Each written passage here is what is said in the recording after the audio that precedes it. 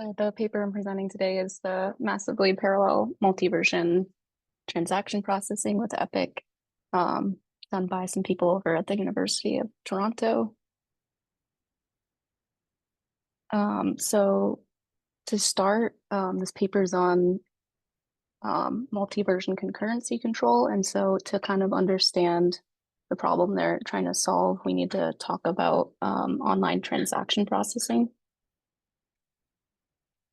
So what is online transaction processing? It's a data processing that involves managing real-time transactions. So you could think of this example I have here of trying to um, reserve a seat from like a movie theater at the same time as other people. That's just a simple example.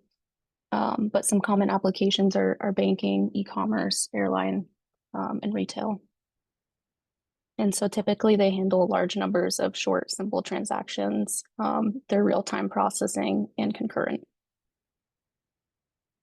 And so transaction processing systems manage and process these transactions, um, and they need to maintain consistency, integrity, and reliability. Many modern systems use in-memory designs, and this is typically stored and processed in system RAM rather than on disk. And so these memory database systems address a growing demand for high throughput for these OLTP. But the problem is with contention.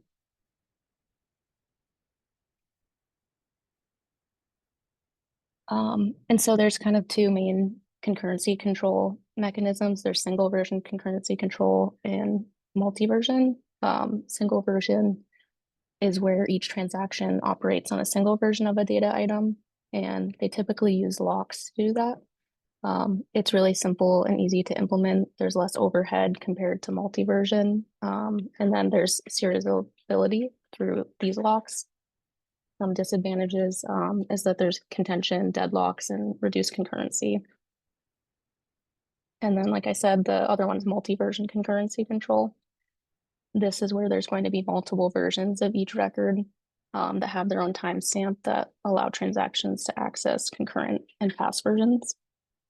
And so each user connected to a database will see a snapshot of the database at a particular point in time. And so if you need to update a piece of data, it will not overwrite the original piece of data. It's actually going to create a newer version of that data.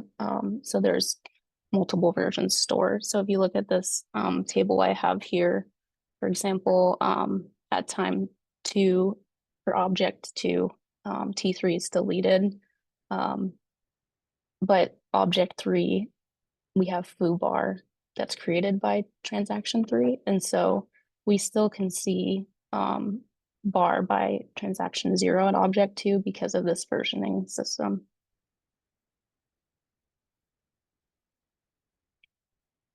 So just a quick comparison of multi-version concurrency versus single version concurrency. As you can see from this diagram here, with the single version, which is this OSTO, you'll see that for low contention, the single version outperforms the multi-version, whereas if you look at high contention, the multi-version outperforms. And so the work for this Epic is based upon deterministic databases, and those guarantee that the results of a transaction are predictable and reproducible given the same inputs. And so they have a predefined execution order. They're independent of external factors and they're repeatable.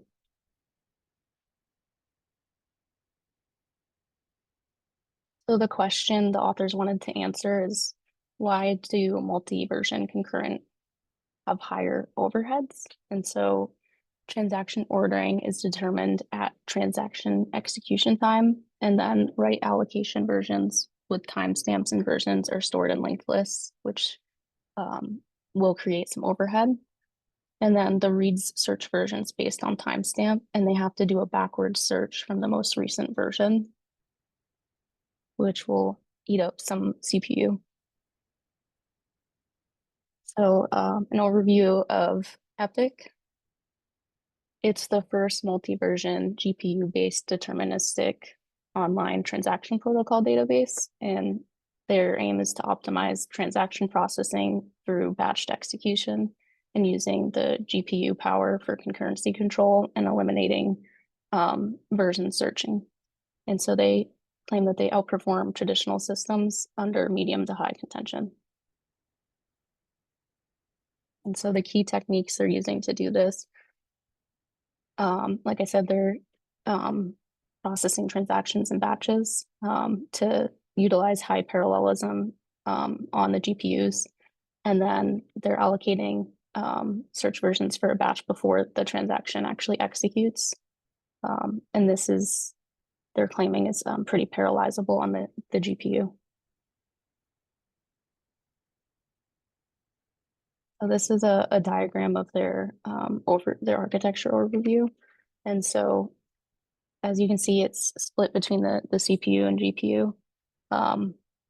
And so each handful of transaction is split into what they're calling a epoch, I think is how it's pronounced, which are specific versions or snapshots of data within the system, and they're used to manage the history or states.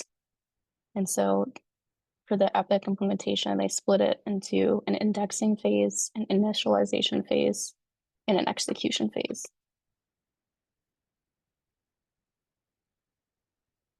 And they, in their initialization phase, they use write sets to allocate their versions. And then for the, they also use the read write sets to determine the version numbers. And this is all performed before it's executed.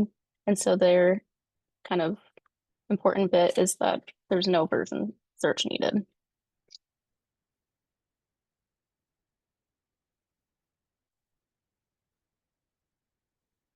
So then the design question they had is how do they determine the version numbers efficiently during their initialization process? And so they're doing this by creating a new version on writes. And then they count the number of write operations to each record that occur before and after each read or write operation. And so if you look at this example here, the write operations before T2, the write is in red and the blue is for read. This R1 T1 is 1 before the R1 T2, so that would be 1.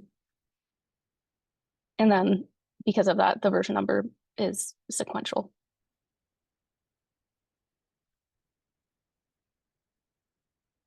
And so they have this pretty complex initialization algorithm, but the key gist of it is that they organize read and write operations and then determine the order of operations based on that. And then finally, they optimize for a GPU-based execution. So we'll kind of go over each step here. So the first step is to submit the read and write operations. And so they need to collect all the read-write operations in the epoch and store them in an array. And each entry will include a record ID, a transaction ID, an operation ID, and then whether it's a read or write. And then those will be grouped by the transactions, as you can see in the diagram, and then they're indexed with an operation ID.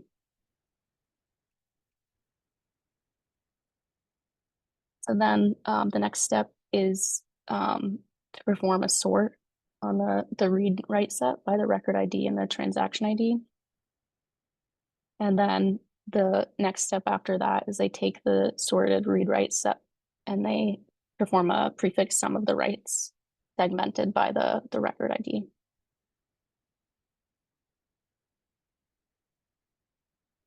And then steps 3 and 4, they use the prefix sum and postfix sum to calculate the number of write operations. And so again, the count writes before each operation for prefix, and then they count writes after each operation for the postfix. And then for step 5, it's to determine the operation type.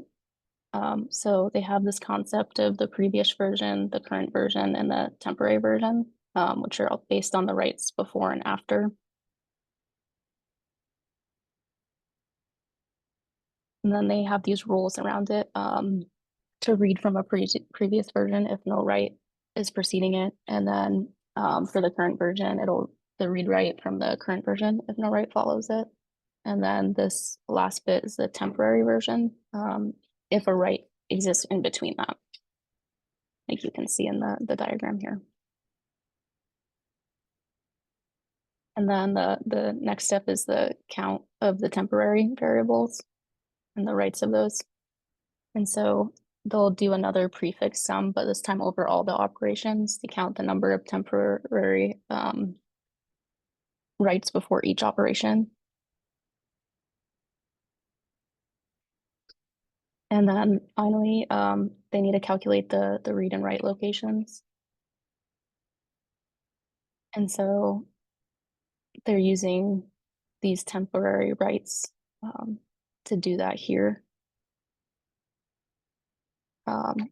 Again, with the previous version, current version, and temp version, they can calculate the locations. And then at the end, they scatter the read-write locations back to transactions. So as you can see, the transactions are at the bottom here. And then that's kind of confusing. At least I found it confusing when I first read it. So there's this kind of run through that might make it more clear. So they store read writes in a continuous array. And this is the starting read write set. Then they sort it, the read write set.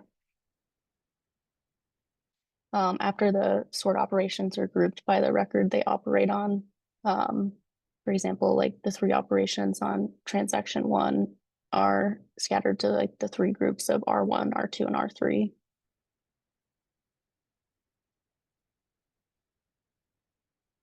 And this next step is to perform a parallelized prefix sum of the writes, which is segmented by the record ID, and this gives the version numbers of each operation.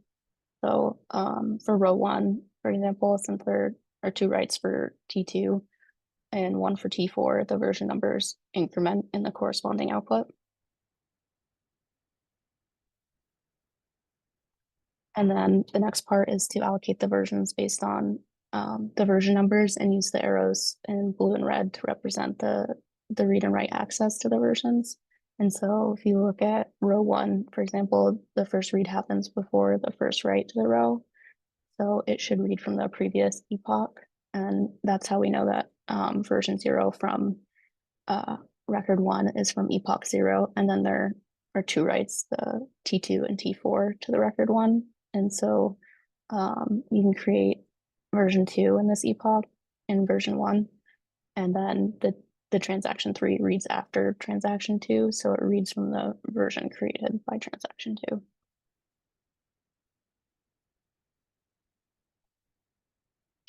Then the version assigned locations are based on that information from the previous slide. So you have to pull out the versions that are from the previous epoch. And then you name them the previous version. And then you also find the last version writes for each record in the epoch, because you only need to save the last write for across an epoch. And so that will be called the next version. And then all the remaining versions are created in the middle, and they're only accessed by the transactions in the epochs. So you can name that the temporary version. And so the temporary versions can be pulled out and they store them in this thing they call scratchpad memory. And because they're created in the middle of the transactions, they don't need to be stored after the epoch finishes. And so they reclaim this scratchpad memory at the end of the epoch. And so then by this point, all the version locations have been assigned. And then here at the end, it's just scattering the version locations back to the transactions. And as you can see, the 3 operations of the transaction 1 have their assigned version locations. And so now they call this the execution plan for Epic. So moving on to the execution, transactions directly access versions. So we're not having to traverse a linked list. The The scratch pad, like I said, is discarded. And then I found it interesting, they allow execution phase to run on either a GPU or CPU. The GPU allows for more parallelism and higher memory bandwidth, and the CPU execution supports larger data sets that won't fit on the GPU. So they tried to make some optimizations with the execution. And so they do field splitting, which stores fields of a record separately so that the updated field is copied rather than every single one of them. This will reduce overhead. For recovery, they don't do proper recovery, but they do try to log, checkpoint, and do a bit of a replay. And then they try to do important and performance improvement through serial ordering and batching. And then also GPU-based indexing and allocation. And then for the GPU, they use something called warp cooperative execution, which will maximize the GPU parallelism by executing transactions cooperatively in what they call warps, which is basically groups of threads. So for their experiment to kind of see how this performs, they used a couple of well-known benchmarks, TPCC, YCSB, and then the subset NP of TPCC. And so they wanted to test epic under low and high contention, specifically looking at throughput and latency. And so to do this, they compare against 4 database systems on a cloud machine with 32 cores, an NVIDIA GPU on Linux. And then for ARIA in particular, they use 12 worker threads. So this first database is an in-memory CPU database. It implements 3 mechanisms, which is one of them is an OCC-based silo, a time-based tick-tock, and then an MVCC-based cicada. They use timestamp splitting and deferred updates, similar to the field splitting I mentioned earlier that Epic uses. It's high performant in transaction execution, but it's CPU bound. There's Caracal. It's a multi-version deterministic CPU database. MVCC with a version array. They use transaction batching, and their optimizations are timestamp splitting and deferred updates as well. It performs well under contention, and it's efficient when handling read and write operations. It does have some overhead for their initialization process and extensive garbage collection, and they're having to use binary search for reads.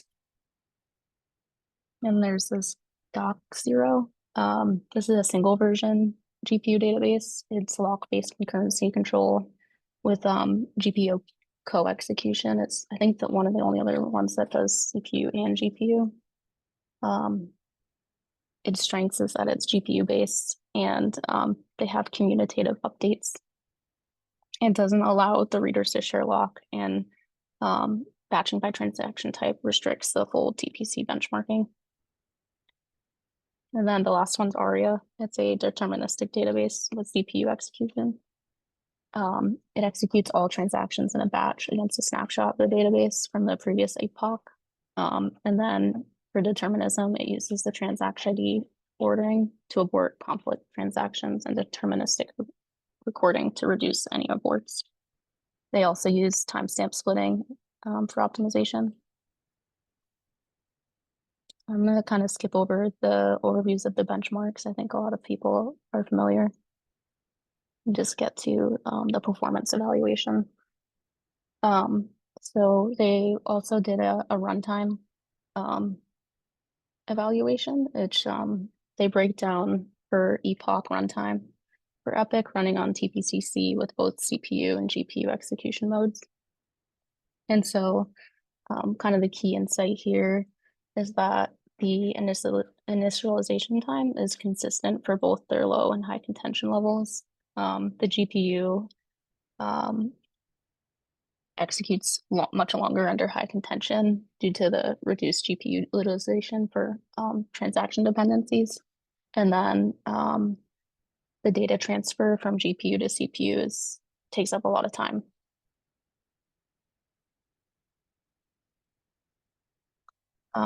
They also did throughput and then latency with TPCC and its subset. And so this OSTO and TSTO are from that STO version 2 database I mentioned earlier. If you look at the diagram, Epic kind of outperforms all the other systems under most contention levels. I think because Epic's benefiting from the GPU high memory bandwidth, it outperforms the CPU-based systems. And then for high contention, Epic's performance does degrade, but it still outperforms the other systems due to the deterministic transaction ordering. The MSTO and Caracal, which are the multi-version CPU systems, they don't perform super well under low contention due to the high overhead for MVCC, but they do perform better under high contention.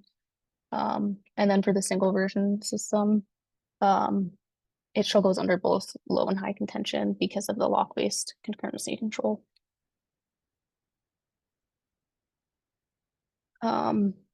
Similarly for the NP subset, Epic achieves pretty good throughput for the shorter transactions and less overhead for the read-write.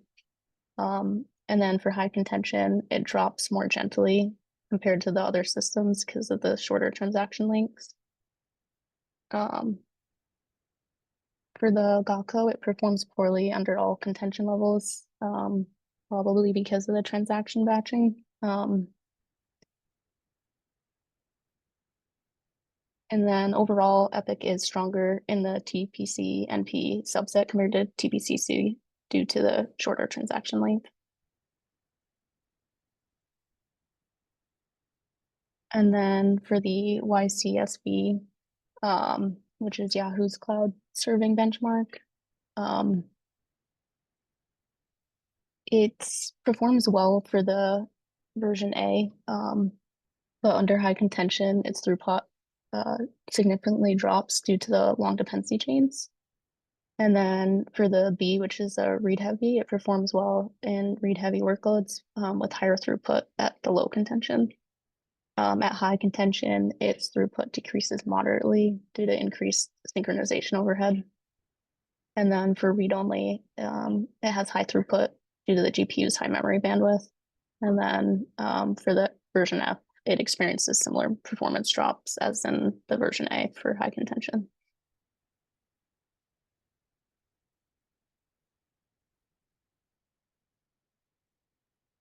So then for the CPU execution throughput, on the YCSB version C, the CPU execution is limited by the memory bandwidth and latency, which results in a lower throughput compared to the GPU execution.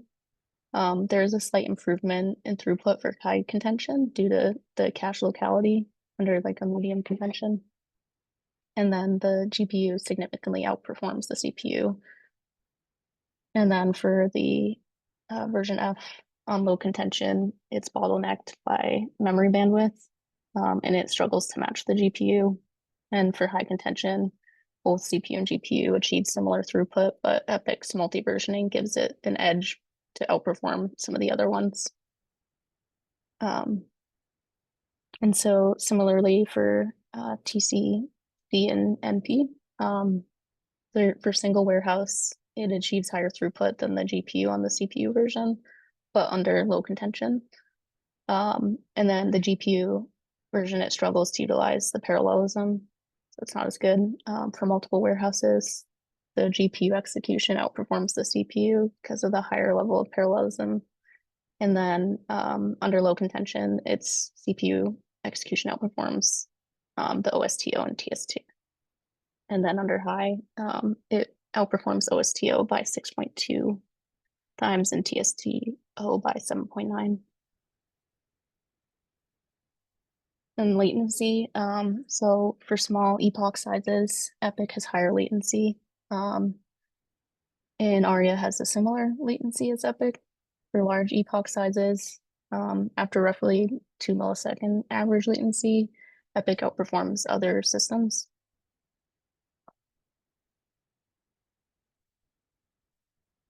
And so impact on aborts for Epic's performance, there's a decrease in throughput as the abort rate increases, and then an increase in latency as abort rate rises. So aborted transactions have to be rerun, so this increases the total work required, which will reduce the overall throughput. And then rerunning aborted transactions increases their latency and adds extra workload to the system, which will cause the overall latency to rise. So to conclude, Epic's the novel multi-versioning design for transaction processing. There's problems with traditional multi-versioning, such as high cost inversion search, storage, garbage collection, and indexing.